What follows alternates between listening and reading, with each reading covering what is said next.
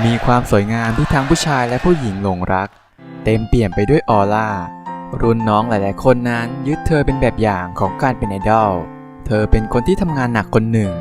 ในช่วงเวลาที่เป็นไอดอลเธอแสดงให้เห็นถึงความรักต่อสิ่งที่เป็นอย่างเห็นได้ชัดต้นแบบของไอดอลสายดั้งเดิมซึ่งตอนนี้นั้นเธอก็ได้บอกลาวงการบันเทิงไปแล้วและในวิดีโอนี้เราก็มาพบอีกครั้งกับประวัติของไอดอลที่เชื่อว่าใครหลายๆคนหลงรักเธอวาตานาเบะมายุวาตานาเบะมายุเด็กสาวที่มีบ้านเกิดจากไซตามะมายุนั้นเกิดมาเป็นลูกสาวคนที่3ของบ้านและได้รับการเลี้ยงดูอย่างดีในวัยเด็กมายุเป็นเด็กที่สดใสแต่เมื่อเข้าเรียนอนุบาลมายุกลับเป็นคนที่ขี้อายทำให้ในช่วงแรกเธอแทบไม่ได้ไปเรียนความฝันของเธอเริ่มขึ้นในวัยประถมในการเป็นนักวาดมังงะแต่ในช่วงประถมต้นกลับเป็นช่วงที่โดดเดี่ยวของมายุและบางครั้งเธอก็ถูกเพื่อนแกล้งแต่เมื่อถึงช่วงประถม4เทอมที่3เธอได้ถูกชักชวนจากเพื่อนคนหนึ่งให้เล่นบาสทำให้เธอได้คุยกับเพื่อนทั้งห้องช่วงที่ดีที่สุดของมายุเป็นในตอนที่เรียนอยู่ชั้นประถมปีที่5เธอวาดรูปขุนศึกและกลายเป็นที่นิยมเพราะเพื่อนๆบอกว่ามันดีมากมันทำให้มายุกลายเป็นโอตาคุและเครื่องหมายการค้าของเธอก็คือแว่นตาดังกับแว่นตานั้นคือส่วนหนึ่งของเธอและในช่วงประถมปีที่6มายุก็ได้เข้าอินเทอร์เน็ตและพบกับวงไอดอลอากิฮาบาระ48เธอชอบอนิเมะแต่ไม่ชอบไอดอลมันมีเหตุผลบางอย่างที่เธอสนใจวงนี้หลังจากนั้นเธอก็ได้เข้าเว็บไซต์ทุกวันและฟังเพลงซากุระโนะฮานาบิดาตาจิในเดือนกุมภาพันธ์ของปี2006เด็กสาวขี้อายก็เข้ารับการออดิชั่น AKB48 รุ่นที่2ในการออดิชั่นมายุไม่สามารถร้องและเต้นได้ทั้งหมดทำให้สุดท้ายแล้วเธอก็ต้องตกรอบไปแม่ของมายุบอกให้เธอกลับไปเรียนอย่างเก่าในช่วงมัธยมต้นนั้นเรียกได้ว่ามายุเป็นนักเรียนดีเด่นที่มีผลการเรียนดีหลายๆวิชานั้นเธอได้คะแนนเกือบเต็มอย่างไรก็ตามเธอยังคงเป็นแฟนของ AKB และได้ไปรับชมถึงเธียเตอร์อีกด้วยและในเดือนธันวาคมนั้นมายุได้เข้าร่วมการออดิชั่นของ AKB48 อีกครั้งในส่วนของรุ่นที่3และเธอก็ผ่านมันมาได้ทำให้กลายเป็นเมมเบอร์ AKB48 รุ่นที่3และเป็นออริจินัลทีม B มันเป็นการออดิชั่นครั้งที่2ทำให้เธอนั้นคุ้นเคยกับบรรยากาศที่นั่นเธอนั้นมั่นใจว่าจะผ่านมันด้วยการร้องและการเต้นด้วยรอยยิ้มในวันถัดมาโลกดูเหมือนแตกต่างเธอรู้สึกเหมือนตัวเองจะลอยอยู่ในอากาศเมื่อตัวเองจะได้เป็นส่วนหนึ่งของ AKB ที่เธอชื่นชอบมันยังคงเป็นปริศนาอยู่เมื่อเธอไม่ชอบไอดอลแต่ทำไมเธอถึงชอบ AKB เธอไม่สงสัยเลยที่มันมีสิ่งที่เรียกว่าพรหมลิขิตซึ่งในปี 2007 นั้นมายุก็ได้เดบิวต์การแสดงที่เธียเตอร์ในฐานะเมมเบอร์ของทีม B เมื่อเธอได้ยืนอยู่บนเวทีเป็นวันแรกเธอก็รู้สึกว่าตัวเองได้กลายเป็นไอดอลแล้วเธอมีความสุขมากที่ได้รับเสียงเชียร์มายุเธอรู้สึกสนุกมากกว่ากังวลเสียอีกแต่ว่าภายหลังจากการเดบิวต์2 วันมายุก็ได้รับบาดเจ็บที่ขาและดูเหมือนว่าจะมีการแตกหักเพราะพวกเธอนั้นไม่ได้มีพื้นฐานการเต้นเธอร้องไห้ขอโทษเพื่อนๆแต่ทุกคนก็ยังส่งข้อความเพื่อให้กำลังใจกับมายุซึ่งต่อมาในเดือนกรกฎาคม AKB48 ได้ออกซิงเกิลลำดับที่4ของพวกเธอ Bingo และมายุได้รับเลือกให้เป็นเซบัสึในซิงเกิลนี้เป็นครั้งแรกหลังจากเดบิวต์มาเป็นเวลาแค่3 เดือนเท่านั้นและมีเพียงแค่มายุและยูกิรินเท่านั้นที่เป็นรุ่นที่3ที่ถูกรับเลือกเธอจึงรู้สึกมีความกังวลเล็กน้อย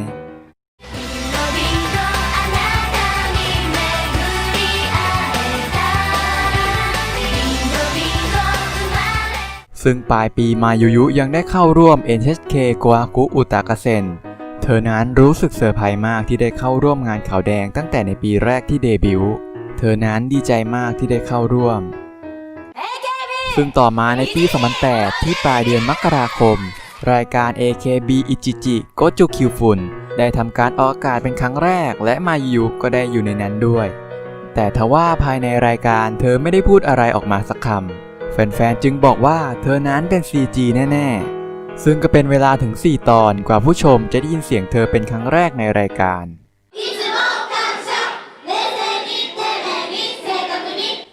ใน โดยต่อมาในเดือนมีนาคมทีม B ได้มีสเตจเป็นของตัวเองโดยที่มีชื่อว่าปาจามะได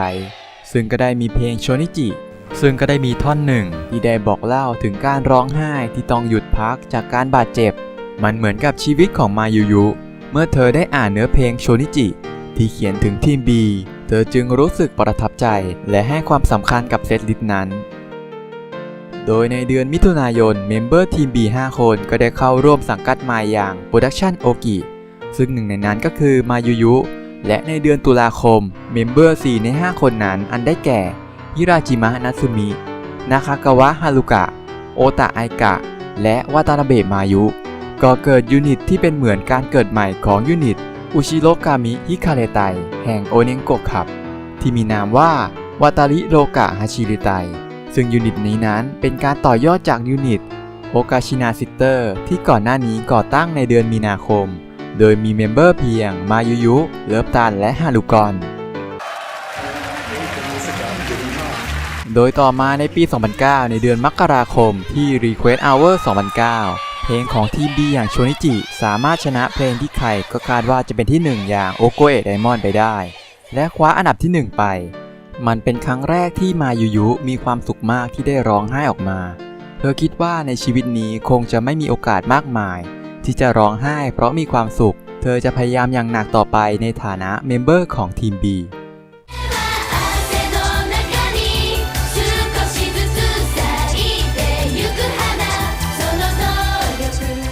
ซึ่งในปลายเดือนมกราคมนั้นวาตาริโรกะฮาชิริไตก็ได้ออกซิงเกิลเดบิวต์ของพวกเธอโดยเป็นดับเบิลเอไซด์ซึ่งก็ได้มีเพลงที่มีชื่อว่า Hashiko i Dash และ Aoi Mirai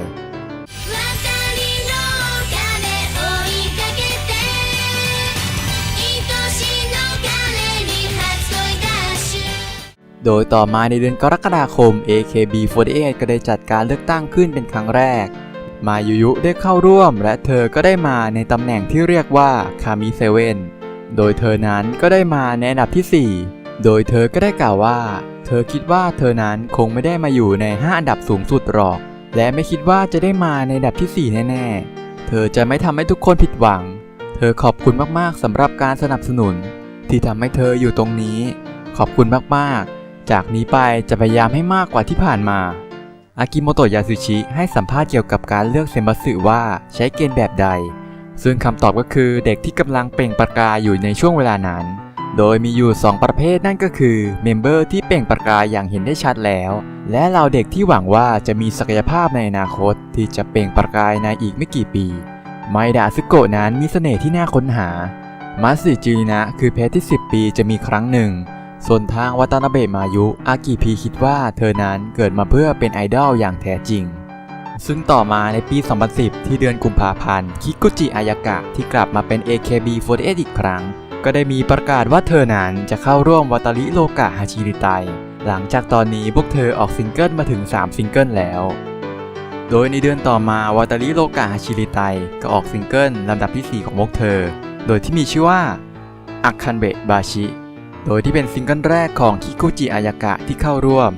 และกลายเป็นซิงเกิลแรกของวาตาริโรกะฮาชิริไต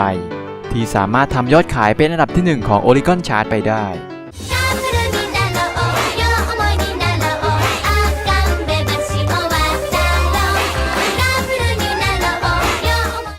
ต่อมาในเดือนมิถุนายนการเลือกตั้งครั้งที่ 2 ของ AKB48 ก็มาถึงซึ่งในครั้งนี้อันดับที่มายุได้มานั้นก็คืออันดับที่ 5เธอกล่าวว่าขอบคุณสำหรับคะแนนโหวตมันสุดยอดมากที่ได้มากกว่า 20,000 โหวตในโปสเตอร์เลือกตั้งเธอบอกไว้ว่าเธอจะปลุกการปฏิวัติ CG อย่างไรก็ตาม CG Revolution ไม่ได้เกิดขึ้นในครั้งนี้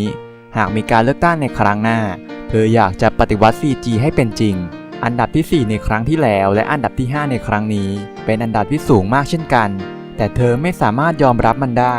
มันชัดเจนว่าเธอต้องการอันดับที่สูงขึ้นเธอไม่มีทางพอใจในอันดับปัจจุบันนี้เธอจะพยายามต่อไปอย่างแน่นอนจากนี้ไปฝากวาตานาเบะมายุด้วยซึ่งในสิ้นเดือนนี้เช่นกันวาตาริโรกะฮาชิริไตได้ออกซิงเกิลที่ 5 เซชุนโนะแฟก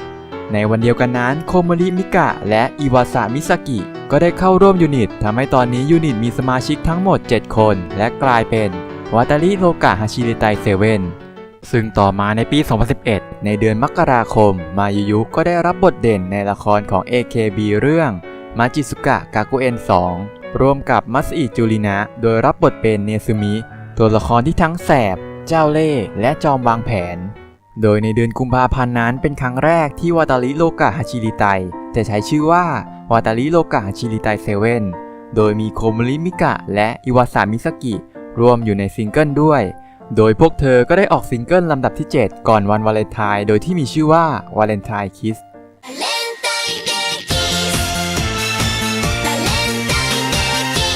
และในเดือนพฤษภาคมนั้นมายุยุก็ได้ออกโฟโต้บุ๊กเล่มแรกของตัวเองโดยมีชื่อเดียวกับชื่อเล่นเธอมายุยุโดยมายุยุก็ได้กล่าวว่ามันคือหนังสือเล่มโปรดของเธอที่เต็มไปด้วยการแสดงออกมากมายมายุยุกล่าวตามหลังว่าเธอรู้สึกอายกับปกหนังสือเหมือนกันแต่เธอนั้นทำดีที่สุดแล้วจึงอยากให้หลายๆคนเห็นมันซึ่งโฟโต้บุ๊กเล่มแรกของมายุยุนั้นยังได้อันดับที่ 3 ในหมวดหนังสือทั่วไปและอันดับที่ 1 สำหรับโฟโต้บุ๊กในการจัดอันดับของโอริกอนอีกด้วยมายุยุประกาศว่าตัวเองนั้นต้องการอันดับในการเลือกตั้งปีนี้เป็นอันดับที่ 3 อันดับที่ 5 ไม่เอาอันดับที่ 4 ก็ไม่ต้องการเช่นกันและในการเลือกตั้งครั้งที่ 3 ของ AKB48 ที่จัดขึ้นในเดือนมิถุนายนผลที่ออกมาก็คือมายุยุยังคงอยู่ในอันดับที่ 5 เธอกล่าวว่าเสียงเชียร์ของแฟนๆทุกคนที่ทำการสนับสนุนพวกเธอตลอดเวลาที่ผ่านมาเสียงเชียร์ของทุกคนเข้ามาให้เธอได้ยินและเธอก็ประทับใจมากเธอต้องการขอบคุณจริงๆใน 2 ปีที่แล้วเธอได้มาในอันดับที่ 4 และปีที่แล้วก็ได้มาในอันดับที่ 5 และในปีนี้ก็ได้มาในอันดับที่ 5 เช่นกันดังนั้นเธอรู้สึกโล่งใจที่อันดับมีความมั่นคงแต่อันดับที่ 5 นั้นมันเป็นเพียงตัวเลขที่เธอไม่ได้รับผลกระทบเธอยังคงที่จะเชื่อมั่นในตัวเองเชื่อมั่นในตัวทุกคนและทำตามเส้นทางที่ตัวเองนั้นสนใจเธอเชื่อมั่นในตัวทุกคนดังนั้นทุกคนโปรดเชื่อมั่นในตัวเธอด้วยโดยในเดือนธันวาคมมายุยุได้ผ่านการออดิชั่นในการเข้าไปเป็นผู้ให้เสียงตัวละครของทีวีอนิเมะเรื่อง AKB0048 โดยได้มีแผนการออกอากาศในช่วงฤดูใบไม้ผลิถัดไปซึ่งต่อมาในปี 2012 ในเดือนมกราคมมายุยุได้รับบทนำในละครเป็นครั้งแรกในเรื่องซาบะดอลโดยรับบทเป็นอุซาชิจิมิครูวัย 38 ปีของโรงเรียนมัธยมยังกี้แห่งหนึ่งแต่ทว่าภายนอกโรงเรียนเธอโกหกอายุของตนเองและเป็นไอดอลผู้ที่ได้รับความนิยมในวัย 17 ปีนามว่าวัตาระเบะมายุโดยในละครเรื่องนี้ก็ได้มีเพลงประกอบซึ่งเป็นโซโล่เดบิวต์ซิงเกิลของมายุยุโดยที่มีชื่อว่าซิงโคโตกิเมกิภายใต้ของ Sony Music โดยได้ออกวางจำหน่ายในวันที่ 29 กุมภาพันธ์มายุยุกล่าวว่าเธอจะทำให้ดีที่สุดเพื่ออันดับที่ 1 ของโอริกอนถึงเป็นแฟนทั่วประเทศเธอจะปลุกมันขึ้นมาทุก 4 ปีเป็นการปฏิวัติที่ก้าวกระโดด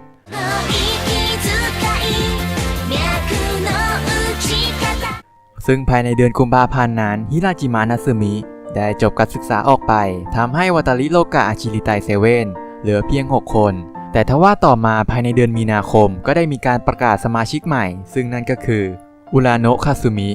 โดยวาตาริโลกะอาชิริไตเซเว่นที่มีอุราโนะก็ได้ออกซิงเกิลลำดับที่ 10 ของพวกเธอในเดือนพฤษภาคมโดยที่มีชื่อว่าโชเนนโยอุซึโอสึเกะ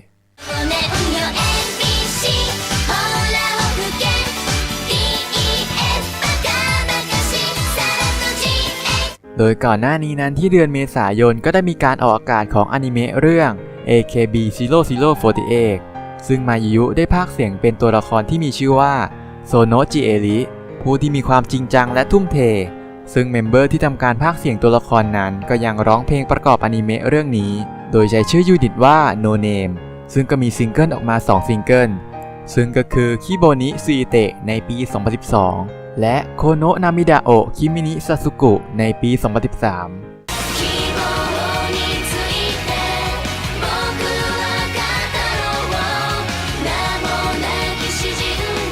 โทกาซากิโทโมโนบุได้กล่าวถึงมายุยุในฐานะ S ของรุ่นถัดไปนอกจากวาตาริโลกะอาชิริไตเซเว่นแล้วเธอยังรับบทเป็นนักแสดงนำในละครและมีโซโล่เดบิวต์เป็นของตัวเองเธอเติบโตขึ้นมาจากการเป็นหน้าตาของทีม B สู่การเป็นหน้าตาของ AKB48 ความพยายามทั้งหมดสร้างขึ้นมาเพื่อแฟนๆเขาคิดว่ามันเป็นทัศนคติที่เป็นมืออาชีพมากและในเดือนมิถุนายนการเลือกตั้งครั้งที่ 4 ของ AKB48 มันเป็นการก้าวกระโดดสำหรับอันดับของมายุยุที่จากอันดับที่5ก้าวขึ้นมาอยู่ในอันดับที่2โดยเธอก็ได้กล่าวว่าตัวเธอนั้นคอยตามหลังรอยเท้าของรุ่นพี่แล้วเฝ้ามองพวกเขามาเสมออย่างไรก็ตามเนื่องจากเธอนั้นจบการศึกษาจากโรงเรียนมัธยมและเป็นผู้ใหญ่แล้วเธอคิดว่าถึงเวลาแล้วที่คนรุ่นใหม่อย่างพวกเธอจะเปิดเส้นทางใหม่ขึ้นและเธอนั้นต้องการที่จะมองไปข้างหน้าต่อไปและพยายามอย่างหนักเพื่อตัวเธอเองจะได้เป็นคนที่สามารถสานต่อในยุคต่อไปได้หากมีการเลือกตั้งในปีหน้าเธอนั้นอยากจะได้อันดับที่1เธออาจจะใหม่เล็กน้อยแต่หวังว่าเซนเตอร์ในปีหน้าจะเป็นของเธอโดยในเดือนกรกฎาคมมายุยุก็ได้ออกซิงเกิลเดี่ยวลำดับที่2ของตนเองโดยที่มีชื่อว่าโอโตนะเจลลี่บีนซึ่งก็ได้มีเพลงที่มีชื่อว่าทวินเทวะโมชิไนฉันจะไม่ทำทวินเทลอีกต่อไปเป็นเพลงของยูนิตมายุสากะ46ที่ตัวมายุยุได้ทำการร้องกับโนกิสากะ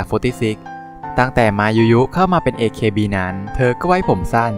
จนตอนอายุ14เธอก็ไว้ทรงทวินเทลและกลายเป็นเครื่องหมายการค้าของเธอไปในที่สุด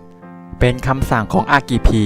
เมื่อมายุยุได้ร้องเพลงนี้มันทำให้เธอรู้สึกสับสนเพราะเธอให้คุณค่ากับภาพลักษณ์มายุยุกับแฟนๆแต่ตอนนี้มายุยุอายุ18ปีแล้วในตอนเธอทำงานเดี่ยวเธอมักจะปล่อยผมลงแม้แต่หน้าปกของซิงเกิลนี้ยังถ่ายให้ดูน่ารักแบบผู้ใหญ่มันเป็นความมืออาชีพของมายุยุที่งานนั้นสำคัญกว่าทรงผมของตัวเอง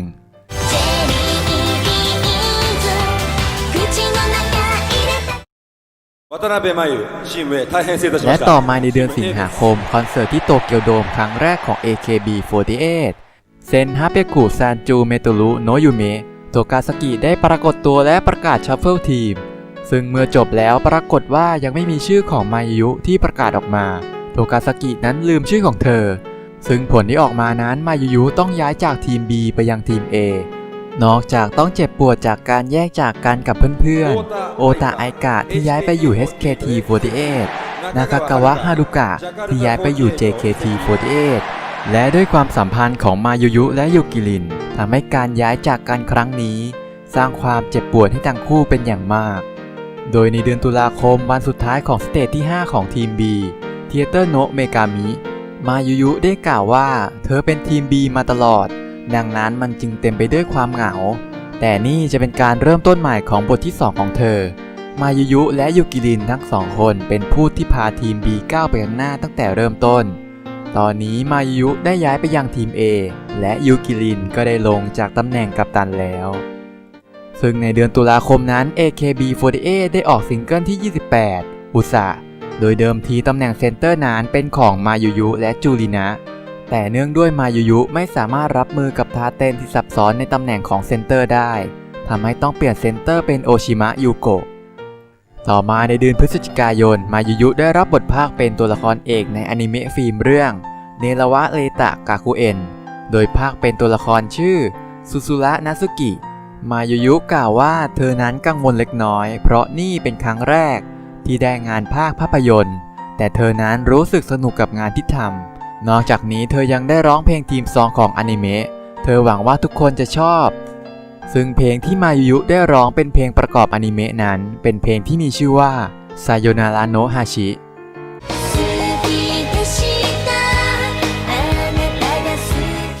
ซึ่งเพลงไซโยนาระโนะฮาชินั้นเป็นเพลงรองของซิงเกิลเดี่ยวลำดับที่3ของมายุยุที่มีชื่อว่าฮิคารุโมโนตาจิซึ่งในวันแรกนั้นสามารถทำยอดขายไปได้ถึง 4187 แผ่นก่อนที่จะจบสัปดาห์ไปด้วย 92,000 แผ่นทำให้ซิงเกิลฮิคารุโมโนตาจิของมายุยุนั้นขึ้นไปอยู่ในอันดับที่1ของ Oricon Chart ทำให้เธอเป็นเมมเบอร์คนที่4ของ AKB48 ที่ซิงเกิลเดี่ยวของตนเองไปถึงอันดับที่1ของ Oricon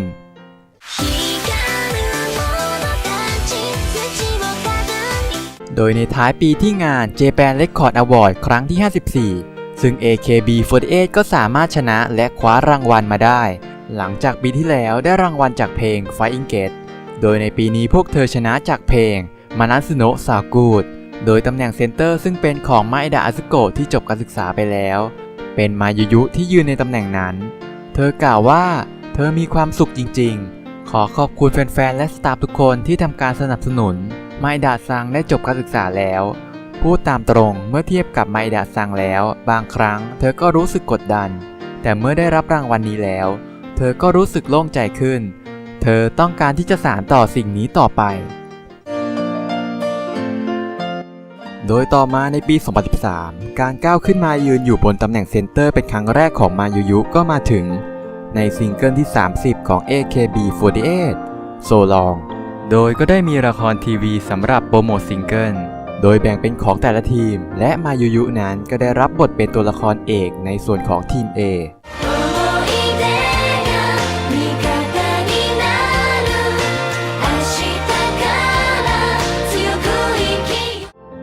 ต่อมาในเดือนเมษายนมายุยุก็ได้ออกโฟโต้บุ๊กเล่มที่ 2 ของตัวเอง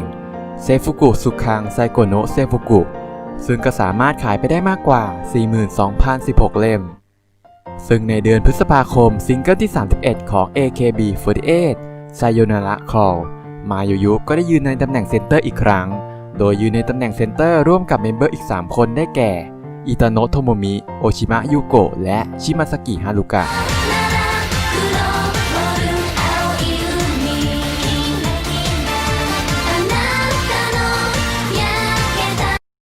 โดยต่อมาในการเลือกตั้งครั้งที่ 5 ของ AKB48 ในเดือนมิถุนายนซึ่งผลที่ออกมานั้นมายุได้มาในอันดับที่ 3 โดยเธอก็ได้กล่าวว่า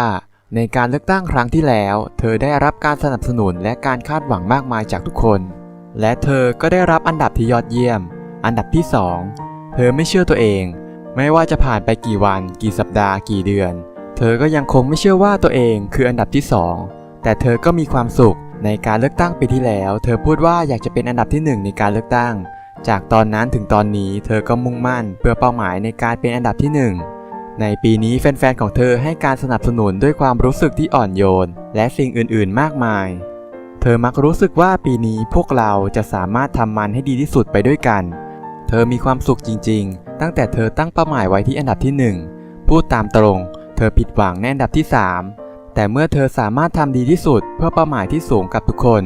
มันจึงเป็นปีที่เต็มไปด้วยความสนุกและความสุขเธอเข้า AKB ตั้งแต่อายุ 12 ปีปีนี้เป็นปีที่ 7ขณะที่มองย้อนกลับไปยังรุ่นพี่รุ่นที่ 1และรุ่นที่ 2จากที่เธอได้ทำงานใกล้ๆเธอก็เข้าใจอย่างหนึ่งการเป็นเซนเตอร์นั้นเป็นเรื่องที่ยากแต่การเป็นเซนเตอร์ที่แฟนๆยอมรับนั้นเป็นสิ่งที่ยากที่สุดดังนั้นเธอเองก็มั่นใจเธอนั้นได้อุทิศตนให้กับ AKB มากกว่าใครอันดับที่ 3 นี้หมายความว่าเธอยังมีโอกาสที่จะตั้งเป้าหมายให้สูงขึ้นดังนั้นด้วยเหตุนี้เธอจึงขอทำให้ดีที่สุดเธอจะดีใจมากถ้าชื่อของเธอถูกประกาศเป็นคนสุดท้ายในการเลือกตั้งครั้งหน้าขอบคุณทุกคนมากๆสำหรับการสนับสนุนโดยต่อมาในเดือนกรกฎาคมนั้นมายุยุก็ได้ออกซิงเกิลเดี่ยวลำดับที่ 4 ของตนเองโดยที่มีชื่อว่ารับปาเลนชูจูซึ่งปกของ CD Limited Production Edition เป็นผลงานผู้ชนะการประกวดจากเว็บไซต์ Pixiv และใน MV ของเพลงรับปาเลนชูจูยังมีการปรากฏตัวของวง Oleska Band มายุยุกล่าวว่านี่เป็นครั้งแรกที่เธอได้ร่วมงานกับวงดนตรีผู้หญิงเป็นการเปิดประสบการณ์ใหม่ๆมันทำให้เธอรู้สึกมีชีวิตชีวาต่างจากการทำงานปกติซึ่งสมาชิกของ Oleska Band ก็ชื่นชมในความน่ารักของมายุยุและพรสวรรค์ของเธอ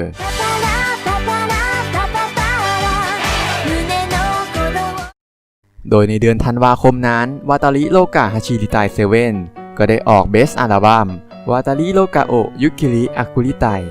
และได้มีการประกาศว่ายูนิตของพวกเธอนั้นจะยุติลง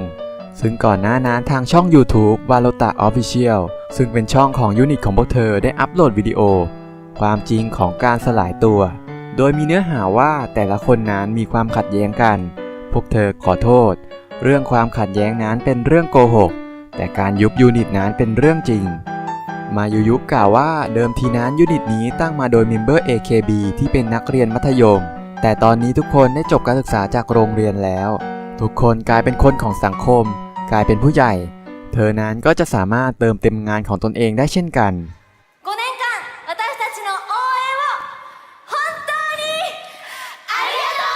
ต่อมาในปี 2014 ในเดือนกุมภาพันธ์วาตาริโลกะฮาชิริไตเซเว่นได้จัดคอนเสิร์ตครั้งสุดท้ายของพวกเธอเมมเบอร์ทั้ง 8 คนได้แสดงคอนเสิร์ตร่วมกันวาตาริโลกะฮาชิริไตไคซังคอนเสิร์ตมายุยุได้กล่าวว่าในตอนนี้ใจของเธอนั้นเหมือนจะถูกฉีกขาดแต่มันเป็นประสบการณ์ครั้งแรกของการสลายยูนิต มันเต็มไปด้วยความเจ็บปวด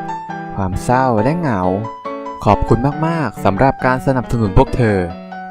ทั้งนี้วาตาริโลกาอาชิริไตเซเว่นได้ออกซิงเกิลของตนเองมาทั้งหมด10ซิงเกิลกับอีก2อัลบั้ม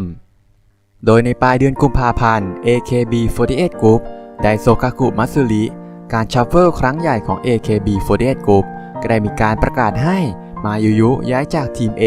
กลับมายังทีม B อีกครั้งนอกจากนี้การประกาศครั้งนี้ยังสร้างความดีใจกับมายุยุจากการควบตำแหน่งทีม B ของอิโคมะรีนะของโนกิสากะ46อีกด้วยโดยในเดือนเมษายนสเตจแรกในการกลับมาของมายุยุในสเตจปัจจมะไดซึ่งอิโคมะรีนะนั้นก็ได้ทำการแสดงเป็นครั้งแรกด้วยเช่นกันโดยมายุยุและอิโคมะก็ได้ร่วมแสดงเพลงเทโมเดโมโนะนาบิดะด้วยกัน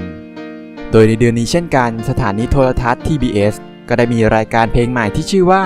อุทาเกะโดยรายการนี้ก็ได้มายุยุมาเป็น MC ผู้ช่วยของรายการซึ่งในเดือนพฤษภาคมนั้นก็ได้มีการออกซิงเกิลลำดับที่36ของ AKB48 Labrador Retriever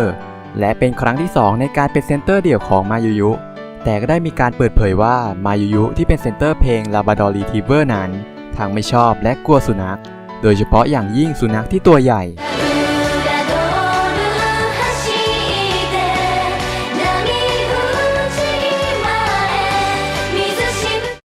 AKB48 ทีม B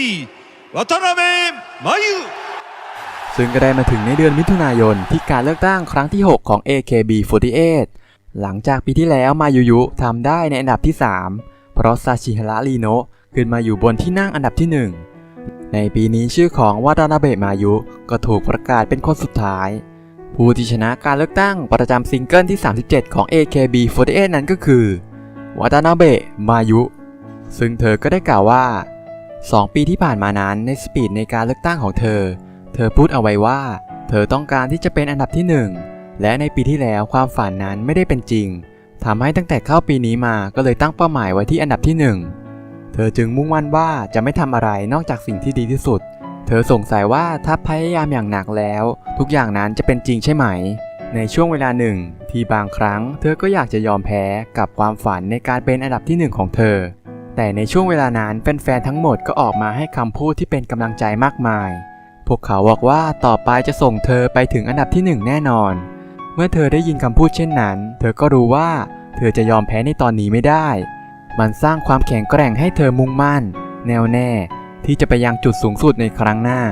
เธอนั้นเข้า AKB48 เมื่อตัวเองนั้นอายุ12ปี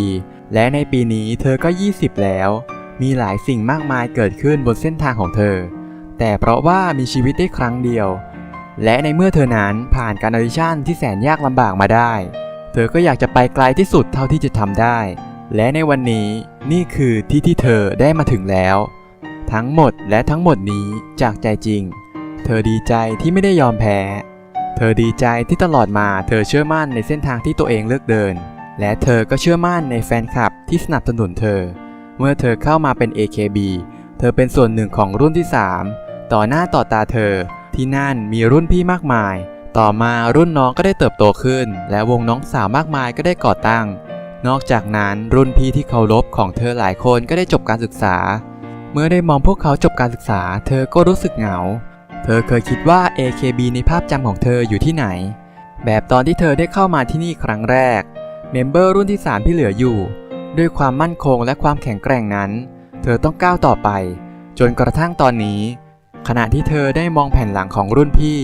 ชีวิตของเธอก็คือการติดตามแผ่นหลังของพวกเขาและในวันนี้ด้วยสิ่งนี้ขอบคุณทุกการสนับสนุนจากแฟนๆทุกคนและเพราะเธอได้อันดับที่1ที่ยอดเยี่ยมเช่นนี้เธอไม่สามารถที่จะตามหลังรุ่นพี่ได้ต่อไปจากนี้ไปเมื่อรุ่นน้องมากมายมองเธอจากข้างหลัง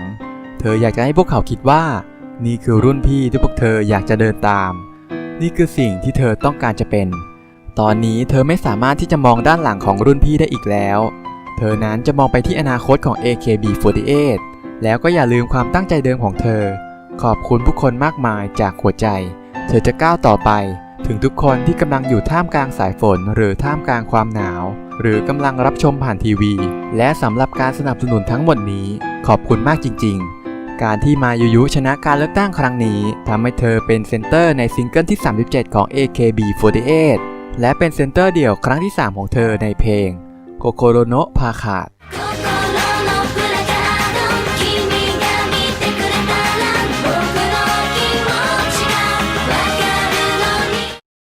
ต่อมาในเดือนกันยายนมายุยุได้รับรางวัล The Beauty Week Award 2014 ในหมวดของทรงผมมายุกล่าวว่าเป็นเกียรติอย่างยิ่งที่ได้รับรางวัลที่ยอดเยี่ยมเช่นนี้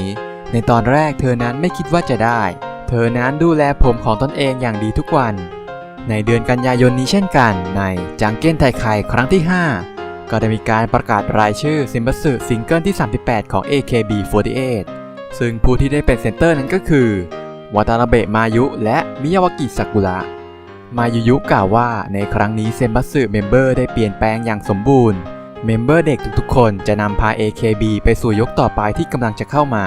และเธอนั้นต้องการจะสร้าง AKB48 แบบใหม่รวมกับมิยาวากิซากุระที่ถูกเลือกให้เป็นเซนเตอร์คู่กับเธอคิดว่าซากุระจังคือเซนเตอร์ที่ถูกรับเลือกอย่างเหมาะสมแล้วซึ่งซิงเกิลที่ซากุระและมายุยุนั้นได้เป็นเซนเตอร์ก็ได้ออกวางจำหน่ายในเดือนพฤศจิกายนโดยที่มีชื่อว่าคิโบเทกิรีเฟน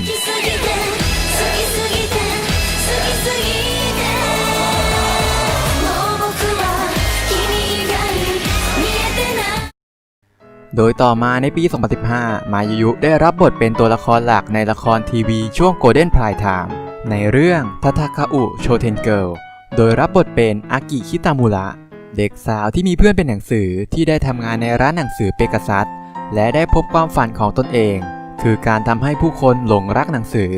ซึ่งเธอต้องมาต่อสู้กับชะตากรรมของร้านในสาขาที่ตนเองอยู่กับการแข่งขันในโลกที่มีร้านหนังสือทางอินเทอร์เน็ตซึ่งการรับบทเป็นตัวละครเอกในครั้งนี้ทำให้มายุยุเป็นเมมเบอร์คนที่ 2 ของ AKB48 ที่ได้เล่นละครในช่วง Golden Prime Time ตั้งแต่ที่มาเอดะอาสึโกะได้รับบทหลักในละครเรื่องฮานะซาการิโนะคิมิตาจิเอะในปี 2011 โดยที่เพลงประกอบละครเรื่องนี้ยังเป็นซิงเกิลเดี่ยวลำดับที่ 5 ของมายุยุที่มีชื่อว่า Dei no Suzuki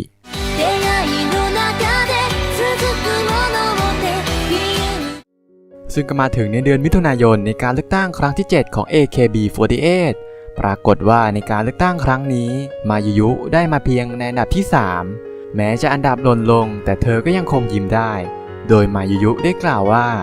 ในครั้งนี้เธอได้มาในอันดับที่ 3 ปีที่แล้วเธอได้มาประมาณ 160,000 โหวตแต่ในปีนี้เธอได้มากกว่า 160,000 โหวตเธอรู้สึกเป็นเกียรติและมีความสุขมากสำหรับทุกคนที่สนับสนุนเธอขอบคุณจริงๆขอบคุณมากๆหลังจากได้เห็นภาพแห่งความประทับใจของทาคามินะและมาเอดะซังเธอก็พูดกับตัวเองว่ามันยากที่จะออกจากตรงนั้นนั่นเป็นภาพที่น่าประทับใจและมันอาจจะน่าเบื่อแต่เมื่อปีที่แล้วเธอนั้นสามารถไปถึงอันดับที่ 1ในท่ามกลางสายฝนในสเตเดียมกลางแจ้งเธอจำขึ้นใจได้ว่าผู้คน 70,000 คนกำลังตะโกนว่ามายุยุได้ยินเสียงการให้กำลังใจที่อบอุ่นภาพเหล่านั้นยังคงติดอยู่ในหัวของเธอและเธอจะไม่มีวันลืมมันแม้ในตอนนี้เธอยังจำเสียงเหล่านั้นได้และสิ่งเหล่านั้นจะกลายเป็นสมบัติอันล้ำค่าของเธอปีที่แล้วเธอนั้นเป็นอันดับที่ 1เธอตั้งเป้าหมายเพื่อบางสิ่งที่สูงขึ้นและพยายามที่จะทำมันให้ได้2 ครั้งติดต่อกันในประวัติศาสตร์ของ AKB ไม่มีใครสามารถทำได้อันดับที่ 1 2 ครั้งติดต่อกันการได้มันมา2 ครั้งนั้นเป็นสิ่งที่ยากมากในครั้งนี้เธอได้มาในอันดับที่ 3ในกิจกรรมต่างๆที่เธอได้เข้าร่วมสิ่งที่เธอได้ทำเธอรู้สึกได้ว่าเธอได้รับการสนับสนุนจากผู้คนมากมายดังนั้นเธอจึงรู้สึกขอบคุณอย่างแท้จริงก็ใช่นะที่เธอพูดว่าเธอต้องการอันดับที่ 1 2 ครั้งติดต่อกันแต่พูดตามตรงเธอคงรู้ช้าเกินไปว่าสิ่งนี้มันยากแค่ไหนถึงอย่างนั้นเธอก็คิดว่ามันช่วยไม่ได้เธอไม่สามารถชนะ2 ครั้งติดต่อกันได้และเธอได้มาในอันดับที่ 3เธอไม่พอใจเพราะเธอนั้นเกลียดความพ่ายแพ้ดังนั้นจากตอนนี้เธอต้องการที่จะพยายามให้หนักขึ้นเพื่อเป้าหมายที่สูงขึ้นและคว้าทุกสิ่งที่อยู่ข้างหน้าโดยความแข็งแกร่งของตัวเองซึ่งในเดือนมิถุนายนนี้เช่นกันมายุยุได้ออกรายการสารคดีโจเนสึไทริคุซึ่งเธอเป็นเมมเบอร์คนที่ 3 ของ AKB48 หลังจากอัดจังและยุโกะได้ออกรายการในก่อนหน้านี้หลังจากอิคุมะรีนะกลับไปเป็นเมมเบอร์ของโนกิซากะ46เต็มตัวหลังจากที่ควบตำแหน่งกับ AKB48 เธอได้กล่าวว่าเธอนั้นมีหลายอย่างที่คล้ายมายุยุอิคุมะจังกล่าวว่ามายุซังเป็นคนที่ตรงไปตรงมา ใช้ความพยายามอย่างมากโดยที่ไม่ยอมแพ้ดังนั้นมายุซังจึงเปล่งประกายและดึงดูดทุกคนเอาไว้ได้เธอเองก็อยากจะเป็นคนแบบนั้นโดยในปีนี้ทาง My Navi Student ก็ได้ทำโพลไอดอลที่น่ารักที่สุดโดยมายุนั้นก็ได้มาในอันดับที่ 2 จากโพลของทั้งฝ่ายชายและฝ่ายหญิงเป็นรองเพียงฮาชิโมโตะคานะไอดอลจากวง Left Form DVL และในปี 2016 การเลือกตั้งครั้งที่ 8 ของ AKB48 ที่เดือนมิถุนายนน่าเสียดายที่ในวันประกาศผลด่วนนั้นมายุได้มาในอันดับที่ 1 แต่มาในวันนี้อันดับที่เธอได้มานั้นก็คืออันดับที่ 2 มายุกล่าวว่าน่าเจ็บใจจริงๆในการประกาศผลด่วนนั้นเธอได้มาในอันดับที่ 1 และเมื่อ 2 ปีที่แล้วเธอได้มาในอันดับที่ 1 และเมื่อปีที่แล้วเธอไม่สามารถชนะติดต่อกันได้และได้มาในอันดับที่ 3 เธอมาที่นี่และคิดว่าตัวเองนั้นจะได้มาในอันดับที่ 1 แต่ว่าน่าเสียดายที่ไม่สามารถทำได้มันน่าเจ็บใจจริงๆมันเป็นกำแพงที่สูงมากจนเธอคิดจริงๆว่าคงไม่มีใครข้ามมันได้แต่จนถึงในวันนี้แฟนๆญี่ปุ่นและแฟนๆที่อยู่ต่างประเทศร่วมใจกันที่จะสนับสนุนเธอจริงๆระหว่างการเลือกตั้งเธอนั้นกังวลเธอคิดว่าเธอจะวิ่งหนี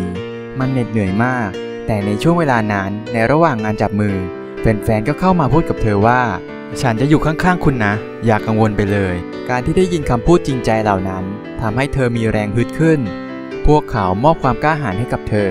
ด้วยเหตุนี้เธอจึงสามารถยืนอยู่บนเวทีในวันนี้ได้พูดตามตรงเธอคิดว่า AKB48 กำลังอยู่ในช่วงวิกฤตในตอนนี้รุ่นพี่หลายคนได้จบการศึกษาและเธอคิดว่าเมมเบอร์ปัจจุบันไม่สามารถครอบคลุมทุกสิ่งที่ทำได้รุ่นพี่นั้นสร้าง AKB48 ไว้สำหรับพวกเธอและเธอไม่ต้องการมองเห็นมันจบลงในตอนนี้จากนี้เป็นต้นไปเธอหวังว่า AKB48 48 Group จะยังคงได้รับความรักต่อไปอีกหลาย10 ปี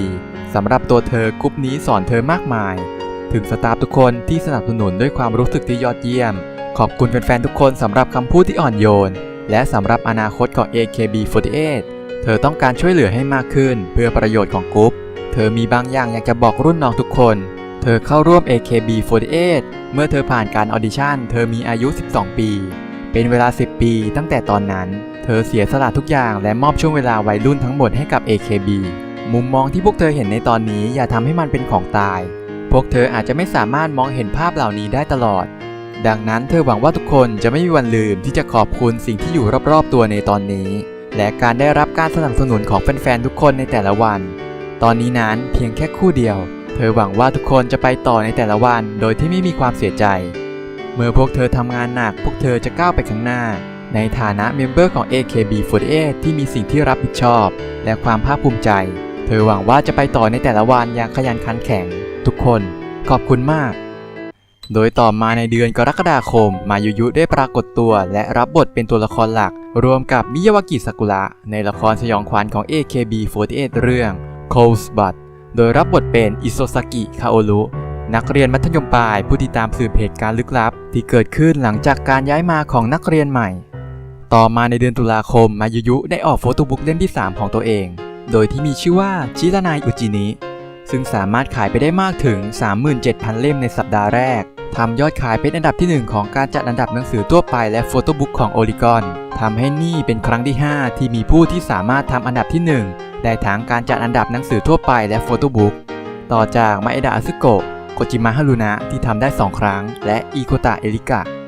โดยต่อมาในปี 2017 ที่เดือนเมษายนมายุได้รับบทเป็นตัวละครหลักอีกครั้งในละครเรื่องซายโยนาระเอนาริคุงโดยที่เธอรับบทเป็นคิริยามะซาโอรุหญิงวัย 25 ปีที่ผ่านความสัมพันธ์มามากมายตลอดชีวิตแต่ก็ต้องผิดหวังมาตลอดซาโอรินั้นได้พบว่าตนเองมีความสามารถพิเศษบางอย่างและบุคลิกของเธอก็เปลี่ยนไปในพริบตาซึ่งก็มาถึงในการเลือกตั้งครั้งที่ 9 ของ AKB48 ในเดือนมิถุนายนและในครั้งนี้อันดับที่มายุได้มานั้นก็คืออันดับที่ 2ซึ่งเธอก็ได้กล่าวว่าในปีนี้เองเธอบอกเองเลยว่านี่จะเป็นการเลือกตั้งครั้งสุดท้ายของตัวเองได้ลงมาเลือกตั้งแบบนี้ในเมื่อปีนี้เป็นการเลือกตั้งครั้งสุดท้ายมันเป็นครั้งที่ 9ซึ่งเธอก็ได้เข้าร่วมมาตั้งแต่ครั้งแรกเข้าร่วมด้วยทุกครั้งมันช่างเป็นเรื่องที่น่ายินดีที่เธออยู่ในอันดับ4 5 5 2 3 1 3 2มันเป็นผลจากการให้กำลังใจของทุกคนจริงๆได้เป็นคามิเซเว่นและเป็น5 อันดับสูงสุดตลอด มีความทรงจำมากมายที่ขอบคุณแฟนๆเท่าไหร่ก็ไม่พอจริงๆเนื่องจากครั้งนี้เป็นการเลือกตั้งครั้งสุดท้ายของเธอตอนปี 2014 เธอนั้นได้มาในอันดับที่ 1และเธอก็ลงสนามแบบที่อยากจะได้อันดับที่ 1อีกครั้งแต่น่าเสียดายที่ไม่ได้อันดับที่ 1ซึ่งผลออกมาว่าได้อันดับที่ 2จริงๆนะแฟนๆทุกคนที่ผ่านมาจนถึงวันนี้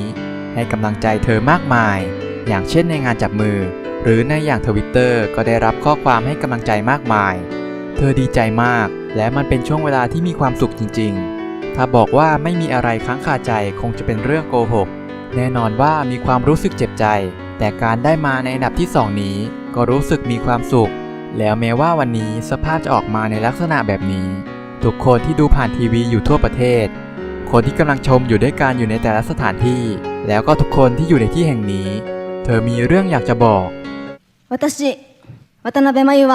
AKB48 を卒業しますใช่เธอตัดสินใจว่าจะจบการศึกษาแล้วเธอหลงรัก AKB มาตั้งแต่อายุ 12 ปีแล้วได้ออดิชั่นแล้วก็มาอยู่ในกลุ่มนี้และในเดือนเมษายนนี้ถือเป็นเส้นแบ่งปีที่ 10 ตั้งแต่เดบิวต์ตอนนี้เธอก็อายุ 23 ปีแล้วได้ประสบการณ์มากมายในฐานะเมมเบอร์ของ AKB ได้เรียนรู้มากมายจริงๆหลังจากนี้เธอจะขอออกไปเผชิญโลกภายนอกอยากจะเผชิญความท้าทายใหม่ๆโดยเริ่มตั้งแต่1เธอตั้งใจว่าจะเริ่มนับ1ใหม่ตัดสินใจแล้วว่าจะกระโดดไปเผชิญสู่โลกภายนอกตอนนี้ก็มีรุ่นน้องเพิ่มมากมายแล้วจริงๆได้มาเห็นพวกเธอกล่าวสปีดในวันนี้พวกเธอได้กล่าวสิ่งที่ไว้วางใจได้จริงๆเธอเลยรู้สึกอยากฝากอนาคตของ AKB ไว้กับพวกเธอและแฟนๆทุกคนที่คอยให้กำลังใจและสนับสนุนกันมาตลอดมีแต่ความรู้สึกขอบคุณเต็มไปหมดหลังจากนี้เช่นกันเนื่องจากเธอมีเวลาอยู่ถึงแค่ปีนี้เลยมีเวลาเพียงเล็กน้อยแต่ในเวลาที่เหลืออยู่ก็อยากทำหน้าที่ในฐานะของ AKB ให้ลุล่วงดังนั้นในวันนี้เธอได้มาในอันดับที่2ได้รับแรงสนับสนุนมากมายจากทุกคนต้องขอบคุณจริงๆหลังจากกล่าวสปีดมายุยุให้เหตุผลในการประกาศจบการศึกษาว่าจริงๆนั้นเธอคิดมา3 ปีแล้วแต่ก็ลังเลอยู่เรื่อยๆจนไม่นานมานี้ก็ได้ตัดสินใจได้แล้วจะว่าไปแล้วก็ขอคำปรึกษาอยู่เหมือนกันแต่สุดท้ายก็ตัดสินใจด้วยตัวเองซึ่งเธอก็ได้ฝากข้อความถึงแฟนๆที่ตกใจกับการประกาศจบการศึกษาของเธอคงคิดว่าทำให้ตกอกตกใจกันแต่ในฐานะของ AKB48 เธอคิดว่าเธอไม่เหลืออะไรค้างคาไว้แล้วดังนั้นสุดท้ายแล้วเวลาที่เหลืออยู่ด้วยกันถ้าได้มาสนุกด้วยกันก็คงมีความสุขนะมายุยุได้เข้าร่วมซิงเกิลกับ AKB เป็นซิงเกิลสุดท้ายและเป็นเซนเตอร์ในซิงเกิลนั้นในซิงเกิลที่ 50 ของ AKB48 จูอิจิกัสึโนะแองเลตในการเปิดตัวครั้งแรกของเพลงมายุยุกล่าวว่าเธอนั้นกังวลเป็นครั้งแรกในเวลา3 ปีตั้งแต่เธอได้เป็นเซนเตอร์ในซิงเกิลเธอนั้นรู้สึกว่าจะมีการผิดพลาดบางจุดมันเต็มไปด้วยความตึงเครียดนี่เป็นเพลงสุดท้ายของเธอหวังว่าทุกคนจะชอบมัน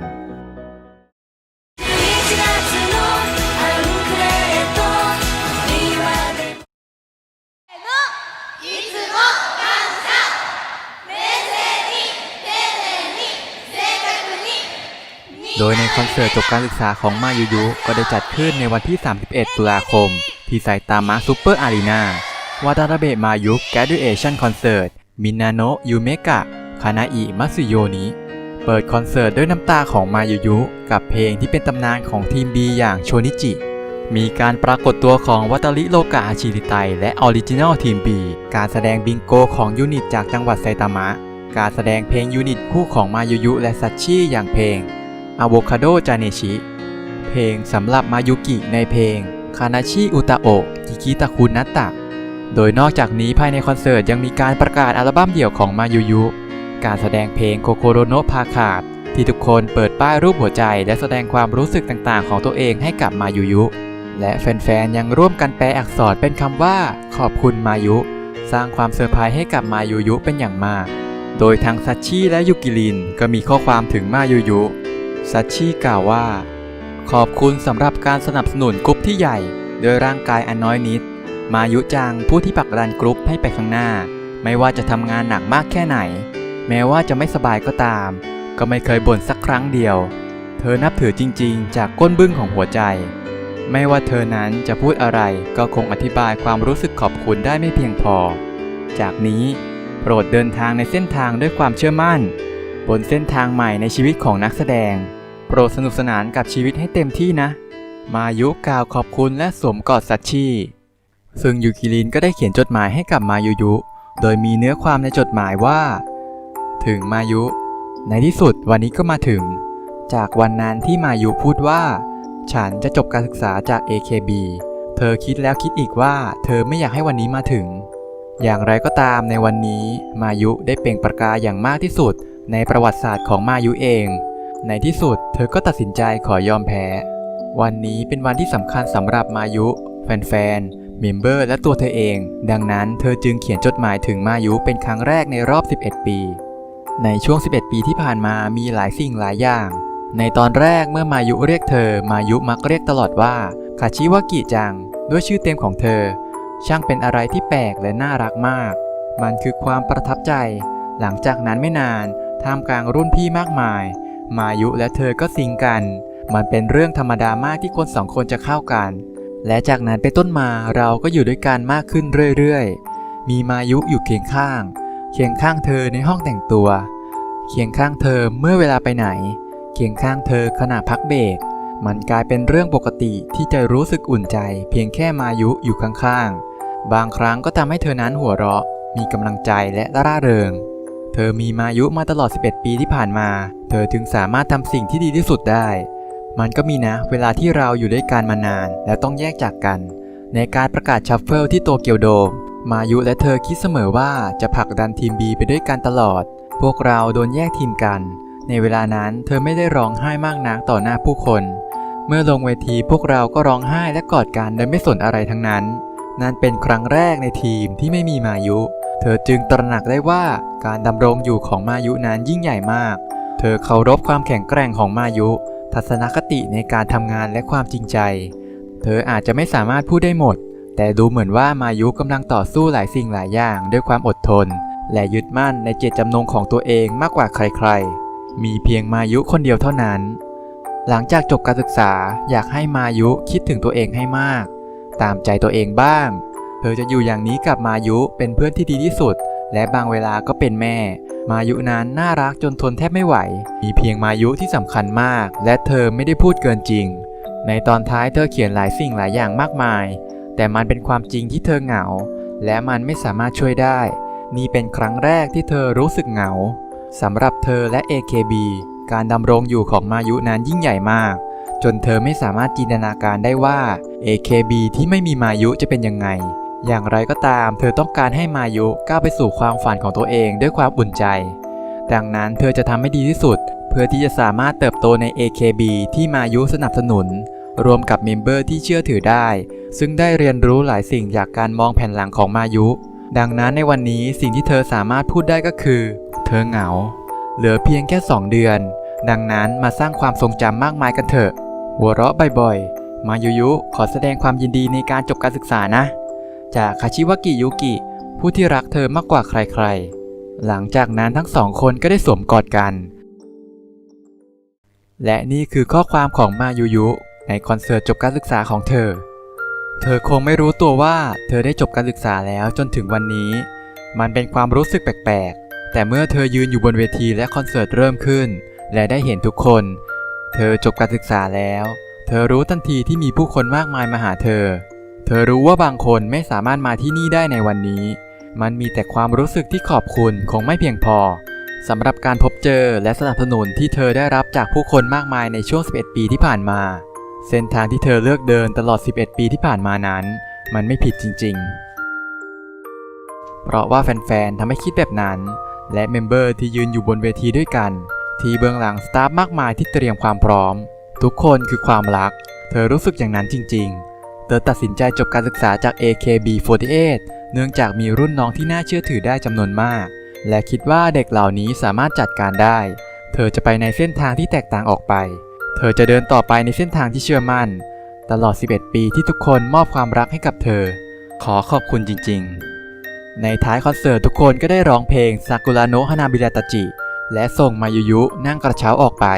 โดยที่มียูกิรินนั้นเป็นคนปิดประตูมายุได้ลอยจากไปช้าๆพร้อมกับกระเช้าปีกนางฟ้าของเธอ และเป็นการจบคอนเสิร์ตจบการศึกษาของวาตานาเบะมายุ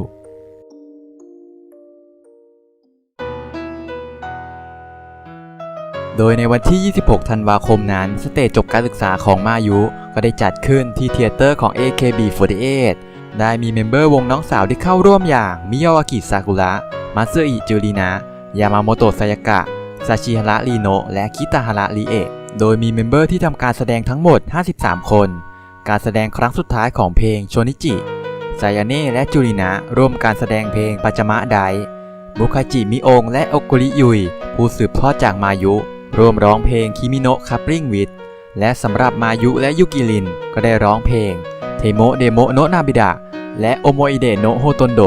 ยุกิรินนั้นอยากร้องเพลงนี้กับมายุมาตลอดมายุนั้นเมื่อเห็นว่ายุกิรินจะร้องไห้จึงมองด้วยรอยยิ้มที่อ่อนโยนซึ่งทางซัชชินั้นก็ร้องไห้ด้วยเช่นกันโดยเธอบอกว่าเธอนั้นร้องไห้ตั้งแต่การซ้อมแล้วซึ่งก็ได้มีการแสดงเพลงจบการศึกษาซาโยนาระเดะโอวารุวาเกะจาไนในช่วงอังกอร์หลังจากจบเพลงยาคุโซกุโยโอตะไอกะคาตายามะฮารุกะและนาคากาวะฮารุกะก็ปรากฏตัวมาร่วมยินดีกับมายุมีการมอบของขวัญเป็นอัลบั้มรูปของยุกิรินและโดยจดหมายที่โยโกยามะยุยได้อ่านและทั้งหมดในวันนี้มายุที่ได้อดทนมาทั้งการแสดงก็ต้องหลั่งน้ำตาออกมาเธอรู้สึกเหงาคงรู้สึกแปลกที่จะไม่ได้ยืนอยู่บนเวทีของ AKB48 อีกต่อไปมันกลายเป็นเรื่องปกติแล้วที่เธอยืนอยู่บนเวทีเป็นเวลา11 ปีเลยไม่อยากจะเชื่อเลยว่าสิ่งนี้จะหายไปในปีนี้แต่ว่าจดหมายของยุยจังนั้นน่าเชื่อถือมากเธออยากให้ยุยจังพยายามต่อไปเธอจะเป็นแฟนตัวยงคนหนึ่งที่รัก AKB เธอต้องการให้ AKB48 ที่รักของเธออยู่ต่อไปตลอดกาลขอบคุณสำหรับความทรงจำที่มีตลอดมา11 ปีมายุได้ปลดรูปออกจากหน้าเธียเตอร์เป็นสิ่งที่บ่งบอกว่าไอดอลคนนี้ได้หมดหน้าที่กับตรงนี้แล้วมายุทำการแสดงกับ AKB48 ครั้งสุดท้ายที่ท้ายปีที่ NHK Kohaku Utagasen ครั้งที่ 68 โดยก็ได้มีการโหวตเพลงที่ทำการแสดงจากผู้ชม AKB48 ชิโจชากะเอรันดะยูเมโนะโคฮาคุสเปเชียลเมดลีโดยผลที่ออกมานั้นอันดับที่ 3 นั้นก็คือเพลงโอโกเอะไดมอนด์อันดับที่ 2 คือเพลงซานเบียคุโลกุจูโกะนิจิโนะคามิฮิโกกิและเพลงที่ได้อันดับที่ 1 นั้นก็คือจูอิจิกัสึโนะแองเลตมายุได้ร้องเพลงในงานขาวแดงครั้งสุดท้ายของเธอโดยรอยยิ้มที่ปลื้มปิติหลังจากที่วางไมค์ลงบนพื้นบทบาทของมายุกับ AKB48 ก็จบลงโดยสมบูรณ์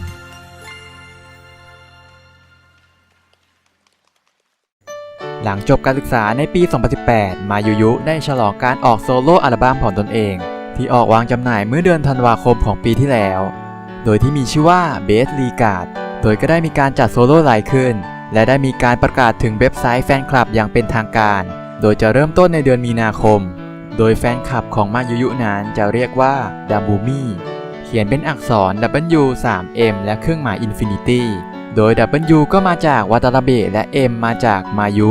และเลข 3 นั้นมาจากเดือนเกิดของเธอโดยตั้งแต่เดือนพฤษภาคมถึงเดือนมิถุนายน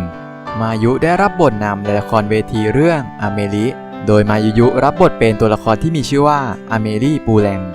มายุกล่าวว่าเธอชอบละครเวทีมาแต่ไหนแต่ไรแล้วชอบขนาดที่บินไปต่างประเทศเพื่อดูอย่างได้พอรู้ตัวว่าตัวเองจะได้เล่นละครบรอดเวย์ก็เลยตกใจมากๆแต่ก็ดีใจสุดๆแม้ว่าจะมีความกังวลเล็กน้อยแต่เธอนั้นจะทำให้ดีที่สุดโดยในเดือนกันยายนมายุได้ปรากฏตัวในละครเวทีของฟุกุดะยุจิในเรื่อง City of Angel ซึ่งมันเป็นความฝันของมายุอย่างหนึ่งที่อยากจะเล่นละครเวทีของฟุกุดะยุจิโดยในเดือนสิงหาคมมายุได้รับบทในละครเป็นครั้งแรกหลังจบการศึกษาโดยเธอรับบทหลักในละครเรื่องอิสุกะโคโนะอาเมกะยามุฮิมาเดะโดยรับบทเป็นโมริมุระคาโอรุผู้ที่มีความฝันในการเป็นนักแสดงละครเวทีในวัยเด็กแต่ก็พบเหตุการณ์ที่ต้องเปลี่ยนชีวิตเธอเมื่อพี่ชายของเธอถูกจับข้อหาฆาตกรรมนักแสดงละครเวทีที่ตัวของฮิคารุและพี่ชายนั้นก็ใกล้ชิดด้วยเธอได้หนีจากบ้านเกิดและเปลี่ยนนามสกุลใหม่แต่ถึงยังไงฮิคารุในวัย26 ปีก็ยังมีความฝันในการเป็นนักแสดงละครเวทีโดยในเดือนสิงหาคมนี้เช่นกันมายุได้ปรากฏตัวบนโฆษณาของยาคูในการถ่ายโฆษณาที่คานากาวะเธอนั้นทั้งเต้นและแสดงให้เห็นถึงรอยยิ้ม ไม่แสดงถึงความร้อนในวันนั้นที่อุณหภูมิสูงถึง 35 องศาทำให้โฆษณาของยาคูเรดี้ออกมาสวยงามและในปี 2019 ในเดือนกุมภาพันธ์มายุยุได้ปรากฏตัวในละครอิงประวัติศาสตร์เรื่อง